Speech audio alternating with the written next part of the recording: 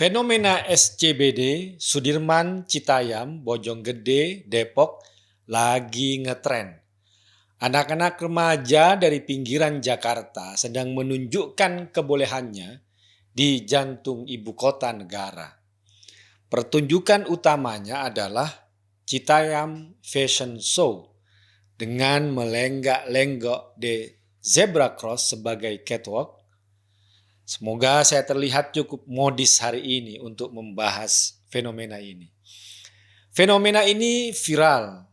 Saya mau mengapresiasi event ini, apapun jenis komennya, mau positif, negatif, hingga nyinyir. Artinya anak-anak remaja itu sudah bisa menyita perhatian publik. Ada yang komen, ini cuma kerjaan anak-anak tanggung yang tidak punya kerjaan, mencari kehebohan dengan dandanan norak demi konten untuk menjadi endorser dan mencari uang.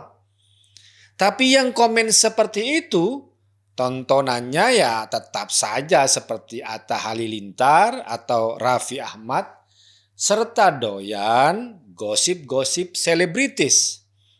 Ada juga yang membandingkan dengan Harajuku di Jepang, sebuah kawasan di Tokyo yang menjadi tongkrongan anak-anak muda Jepang dengan pakaian yang aneh, nyentrik, dan mencolok. Karena sudah menjadi pusat perhatian dan kerumunan, ini juga menjadi daya tarik tersendiri. Apalagi dari politisi seperti Anies yang tiba-tiba datang meski Jakarta lagi banjir untuk menunggangi fenomena ini. Anies memang terlihat pansos. Apa sih yang tidak ditunggangi oleh Anies?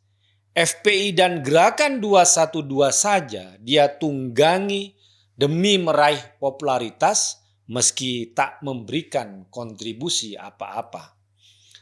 Kaum agamawan saya melihat komennya mulai negatif bersama kaum moralis mulai menghakimi fenomena anak-anak remaja ini.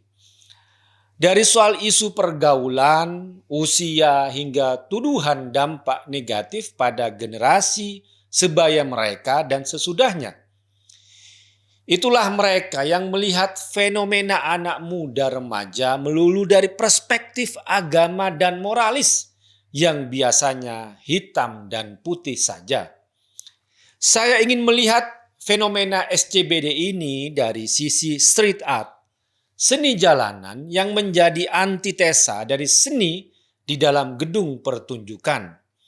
Street art lebih kuat sebagai bentuk protes dan statement politik.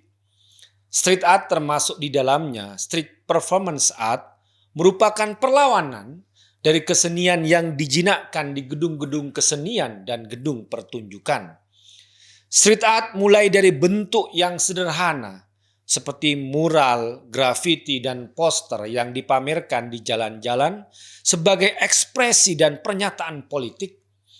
Dari era perjuangan, semisal tulisan "Merdeka atau Mati", atau pernyataan politik rakyat di era reformasi seperti tulisan-tulisan "Turunkan Soeharto", "Turunkan harga sembako", dan lain-lain sebagainya. Orang yang melintas di jalanan dari semua status sosialnya menjadi audiens. Ini yang membedakan dengan audiens yang datang ke gedung kesenian dan pertunjukan yang biasanya dari kalangan status sosial tertentu, apalagi kalau ada biaya beli tiket. Karena itu, street art sering disebut sebagai seni publik atau seni rakyat karena cakupannya yang sangat luas. Citayam Fashion Show adalah bentuk protes kepada misalnya fashion show dari produk-produk branded dengan model yang bermuka kebule-bulean dan putih mulus seperti di bintang-bintang film di sinetron di televisi kita, yang ada di gedung mahal dengan pencahayaan yang canggih serta penonton undangan yang terpilih. Di Citayam Fashion Show yang muncul justru anak-anak remaja dengan menampilkan wajah yang penuh keasliannya, penuh keringat dan bekas paparan sinar matahari dengan busana mereka yang mereka pilih sesuai dengan selera sendiri. SCBD mendapat tempat dan simpati di kalangan anak-anak remaja dari kelas sosial tertentu. Anak-anak perkampungan, anak-anak gang, atau mungkin juga anak-anak kolong menggunakan media sosial baik di Instagram, TikTok, dan YouTube. Karena mereka pun juga bisa tampil heboh dan bikin viral. Tidak perlu menunggu punya wajah kebule-bulean, berkulit putih mulus, tampang anak orang kaya dan berpendidikan seperti yang umumnya kita lihat dan dijual di layar televisi. Dalam konteks inilah, kurma dan bonge mendapatkan tempatnya. Event fashion show juga sering dinyinyirin oleh para pengamat seni tingkat tinggi karena tidak dianggap sebagai kegiatan seni, tapi bagian dari promosi komersial yang tujuannya produksi untuk mengejar profit belaka. Tapi di Citayam Fashion Show kita melihat pertunjukan ini sebagai ekspresi sosial, budaya, dan politik yang semakin mengaburkan antara batas-batas seni dari sisi estetika, perlawanan budaya, dan kritik sosial. Mungkin mereka dari anak-anak remaja yang sudah apatis dengan jenjang pendidikan atau yang sudah tersingkir dari sistem kekeluargaan yang kemudian mencari kehangatan komunitas mereka sendiri dan mengejar kesuksesan versi mereka sendiri. Penuturan kelam JJ yang sering tampil dan tokoh di SCBD itu tentang kehidupannya dan riwayat pelecehan yang diakuinya. Kini kita melihatnya, dia mencoba untuk bangkit dan melawan dengan caranya sendiri. Bisa jadi kegiatan ini adalah cara mereka melakukan protes dan mencari perhatian karena selama ini mereka diabaikan, diremehkan, atau dibully baik oleh keluarganya sendiri atau oleh lingkungannya dan dunia pendidikannya. Sikap Roy yang menolak tawaran beasiswa untuk melanjutkan pendidikannya harusnya dipahami dengan pemahaman-pemahaman di atas tadi. Kita tidak bisa cepat menghakimi dengan menjatuhkan vonis benar dan salah. Setelah fenomena ini viral, mulai muncul tanggapan untuk menyikapi anak-anak remaja itu.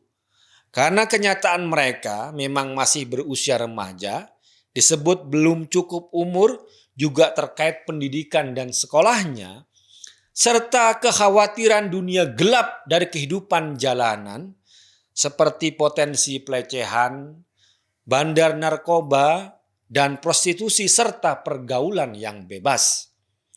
Tapi mungkin banyak yang lupa kalau anak-anak remaja itu sudah terlalu lama disisihkan atau mungkin disingkirkan dan tidak dipedulikan. Setelah mereka menemukan dunianya, kemudian mau diatur-atur lagi atas nama apapun, mau agama, moral, peraturan daerah, soal masa depan, dan lain-lain sebagainya. Fenomena anak-anak remaja SCBD ini memang memanggil kepedulian. Tapi percayalah, kalau kepedulian itu hanya tujuannya memanfaatkan mereka, bukan untuk mewujudkan mimpi mereka, kepedulian itu ujung-ujungnya akan membunuh anak-anak remaja itu.